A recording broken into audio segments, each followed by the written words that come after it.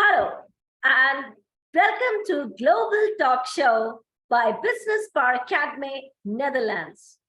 And today, once again, that evening has arrived where we are having again an eminent personality from Sri Lanka, and she is none other than Noorul Munawwara.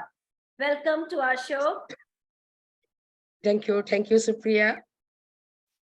We know about this great personality from Sri Lanka on social media. We have seen you in Toastmasters International. Being a public speaker, she is, and a faculty of youth and women empowerment. And she is doing wonders in her career for the society and for the benefit of youth, especially. So today we are going to witness an amazing journey. So let's start the journey and would love to know your incredible story from your own mouth. Thank you, Supriya, for the opportunity. Yes, if you ask me about my journey, yeah, I had a lot of challenges. Of course, I had a lot of achievements. Starting with my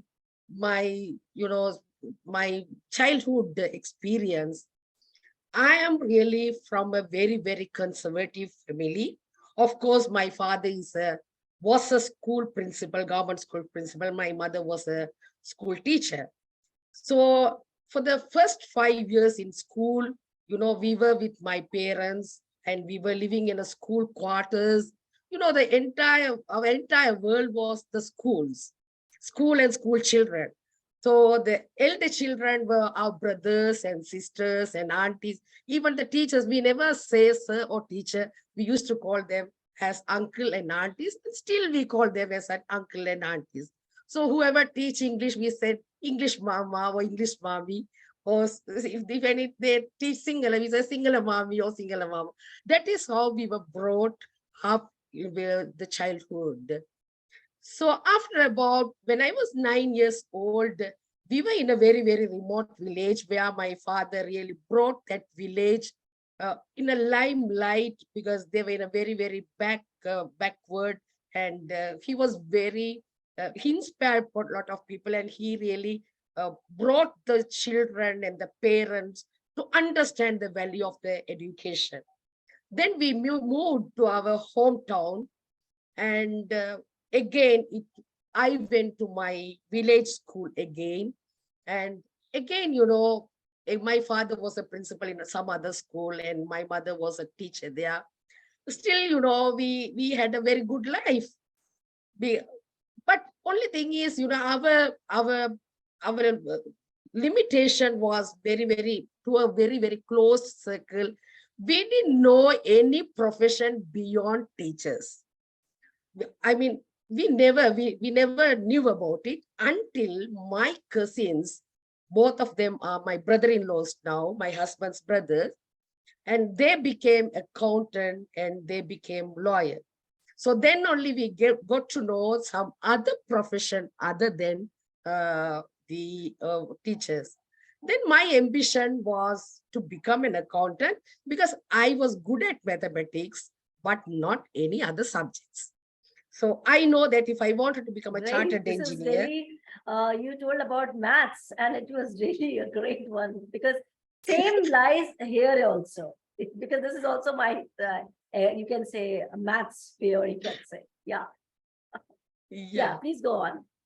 Yes, and my brother-in-law was chartered accountant. Then I wanted to become a chartered accountant. So for that, what we needed was I wanted 2 C's and 2 S in high school results. So I was focusing only on that. So first obstacle went, I cleared the GC or ordinary level, that means 11th exam. And I had to choose my field to follow my high school. So again, I can't choose biostream because biostream completely out for me. So the only option to go and get into the math stream. Unfortunately, no girls' school had math stream. And as I told you, we were very conservative, wearing, long frock and the pajamas and the shorts and everything. And I had only option to join a boys' school. Imagine coming Oh, from a conservative family and to get into the boys' school. boys' school. Yes. Yeah. And my father said, well, if you go to Trinity College, Kandy, of course, Priya, I must tell you, this is where the Arnasalam Balraj studied, and he was in my class. Okay. And my father said, well, if you go to Trinity College because it's private school, I can't send you to the tuition class because I can't afford. Of course, right? They are teachers because it's a private school and they are teachers only, though they have to look after my other three siblings too. Then if you go to high school and at the girls' school, of course, I can send you for tuition classes. He allowed me to take a decision. He never pushed me for anything. He said, take 1 week and give me your decision. So immediately I said, okay, I'll opt to go to Trinity College, Kandy. But I never thought it would have been such a challenge. Then I walked into the interview. I was selected. And immediately after that, I was admitted to the school. And I Awesome. was, yeah, and I was taken to the class. You won't imagine, Supriya. I did my uh, all studies in Tamil medium, not English medium. And I was not conversant in English at all. And they went and put me into the class where the Tamil medium and English medium students were together and they were teaching in English, right? Just Very imagine my challenging. Very plight. challenging. Oh, Oh yeah, it gosh. was challenging. So at some points, I thought whether I took any wrong decision. And they had, of course, I was going and coming. You won't believe, without pajama, without shawl, I had to go with the frock. All these days I was with pajama and long frock.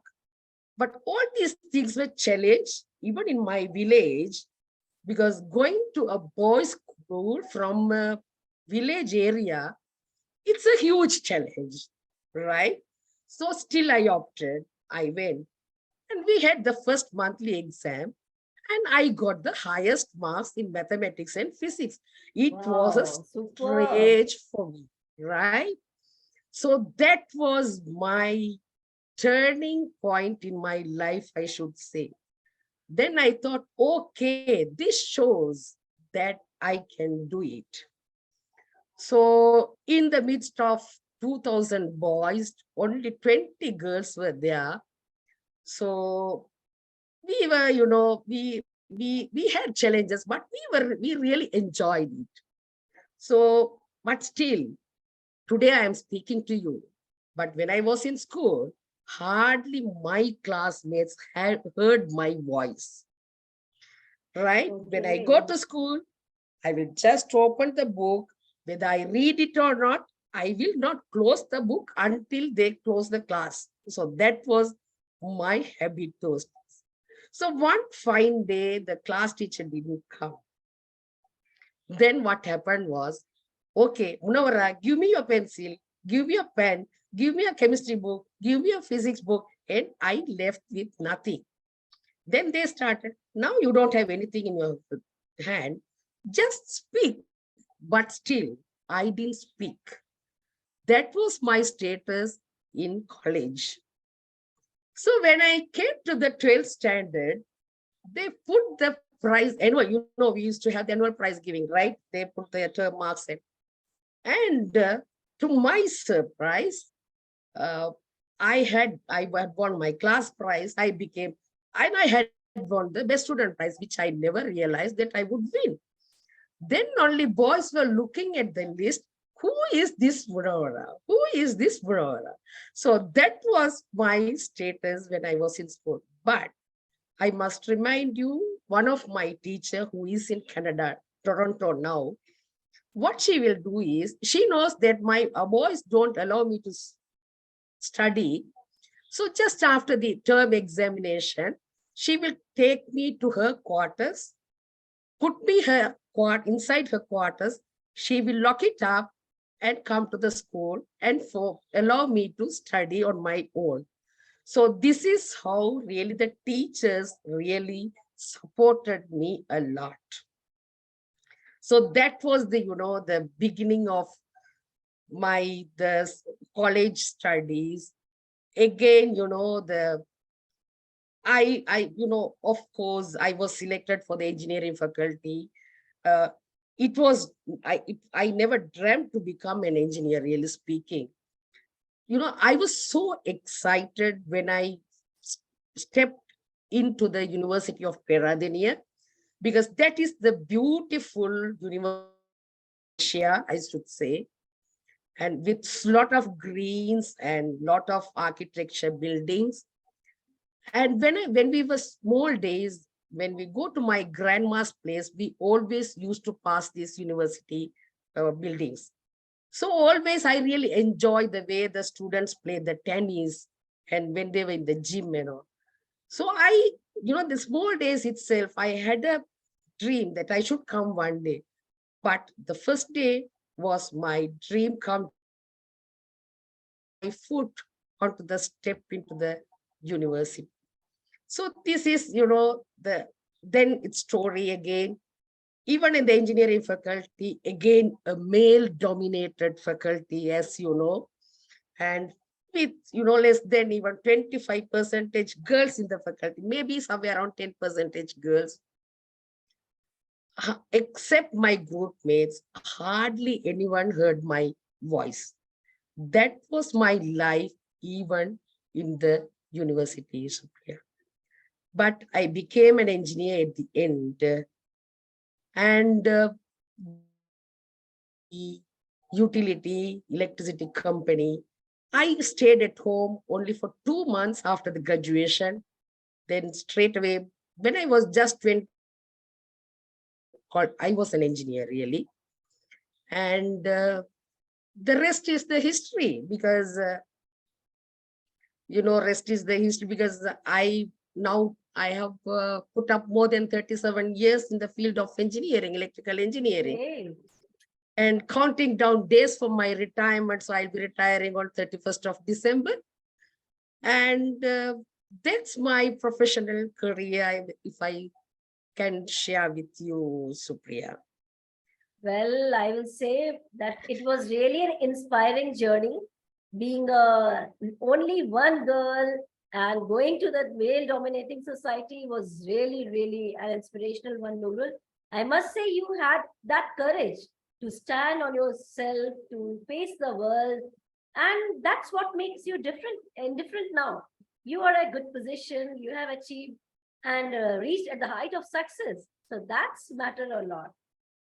So it was, Yes, I will Supriya. say, too motivating for the viewers, too motivating for me too. So hats off to you for your great journey. Yes, yes, Supriya. Well, Noorul, I want to know one more thing.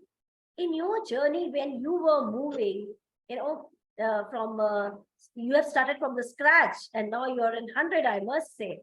What kind of, adversities you faced or challenges which really, really knocked you down? Were there some challenges in your life too? Yes, Supriya, really speaking. When it comes to my personal life, I would say, while we were after my joined Ceylon Electricity Board, I married my 13 years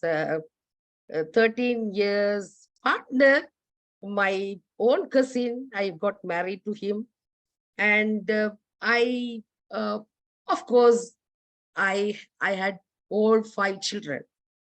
So the most struggling part was, uh, I had all my 5 children within the span of 7 years, 6.5 years, because I have one twin daughters.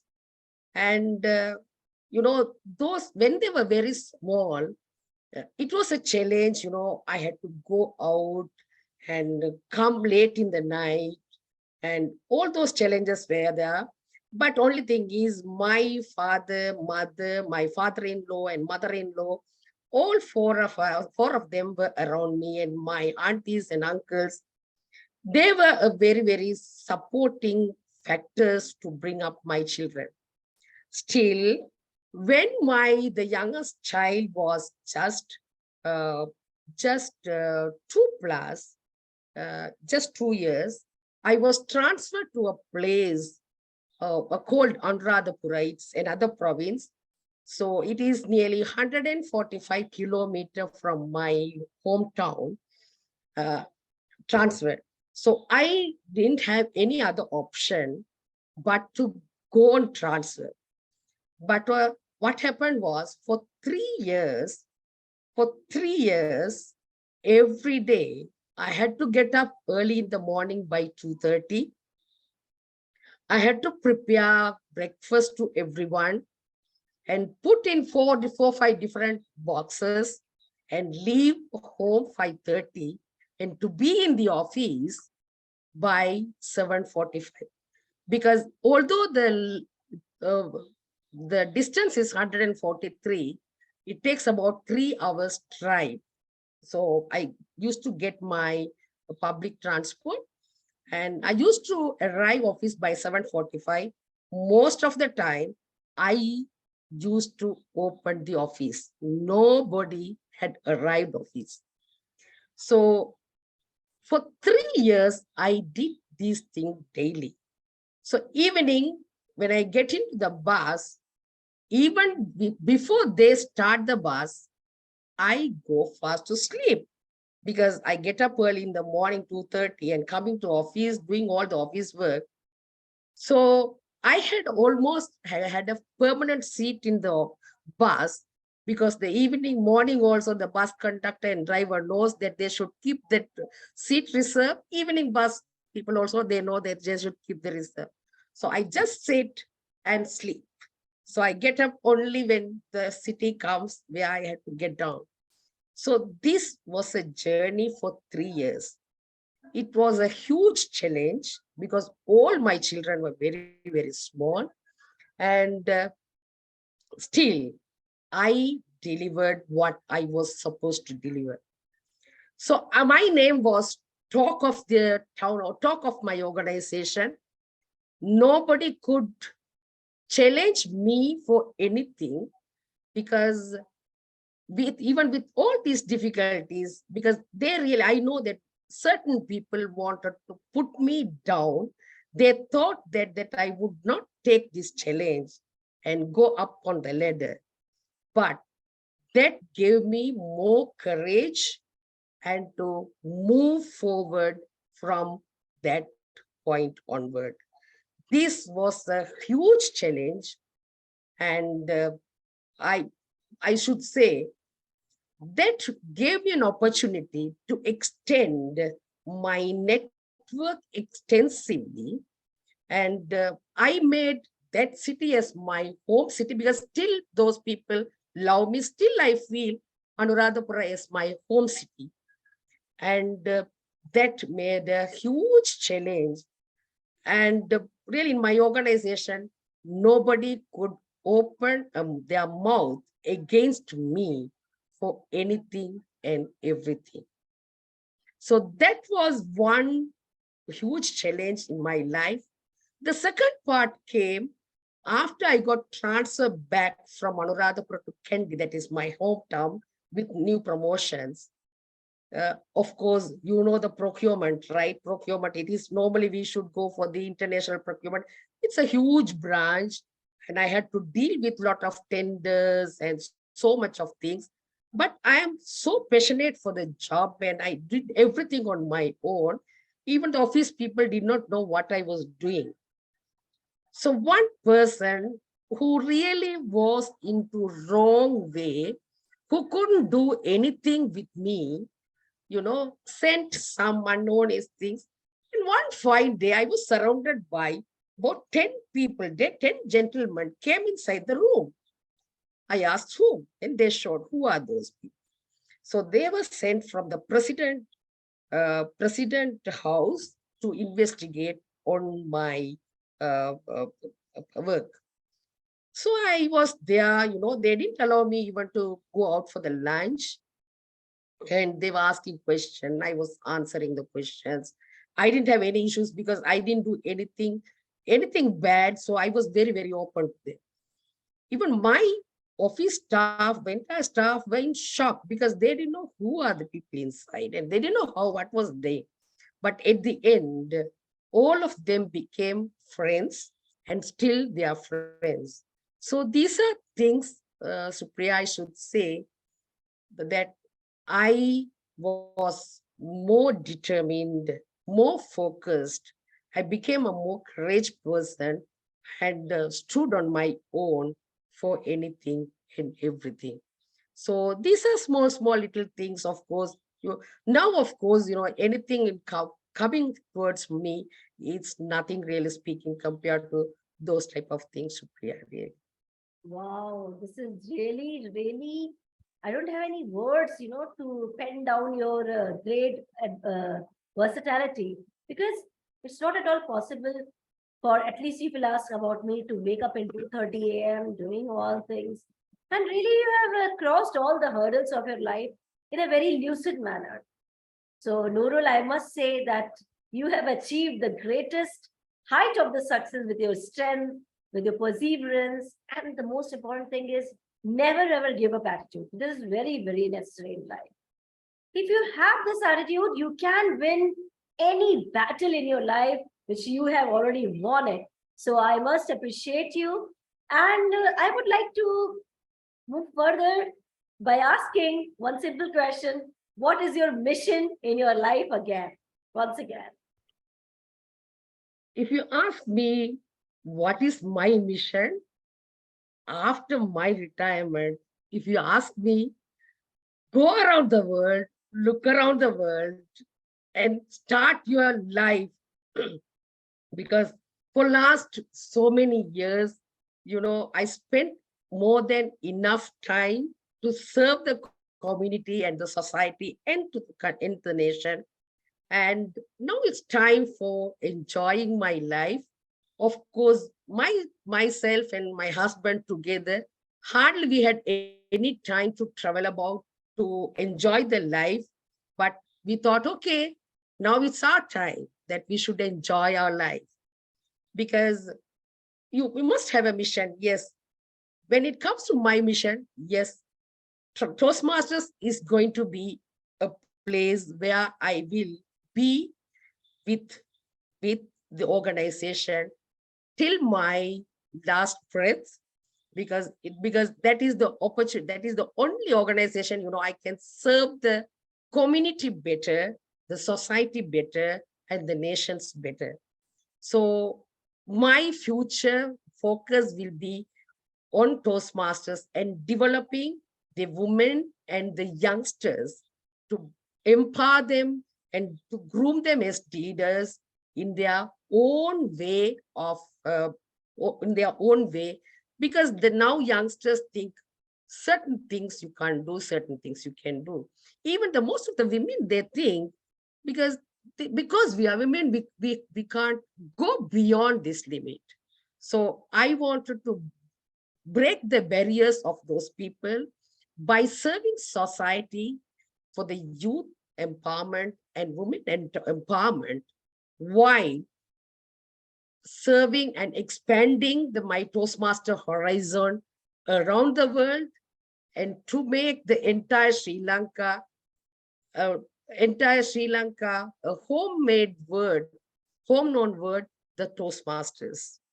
So that is my mission, Supriya. And it is really a great mission, and I'm sure, pretty sure, that you are going to achieve it, Noorul. And even when I see your Toastmasters journey, so you were the area director and you have achieved those heights of successes. So I wish you all the best, and you will definitely 100% achieve all your mission. I'm pretty sure for that. Well, Thank you very much, Supriya. we talked about lovely journey, incredible journey of yours, your challenges, your mission, what you're doing. And before we go, before we say adieu to the world, I would love to know your message. Would you like to give any good, great message to our viewers today? Yes, don't think that you can't do anything. Always think you can do anything and everything. Focus your goal, focus your mission. You can achieve your goal and you can achieve your mission. Wow, this is so sweet, crisp, and very, very effective message which Noorul has given today. So once again, heartfelt thanks to you, Noorul, for coming to our show, for enlightening everybody's life and transforming everybody's life. That's very, very important. Thank you so much. Thank you, Supriya. Thank you for the opportunity. Thank you once again to you, and thank you to my audience for supporting us. Stay happy, hale and hearty. Bye-bye.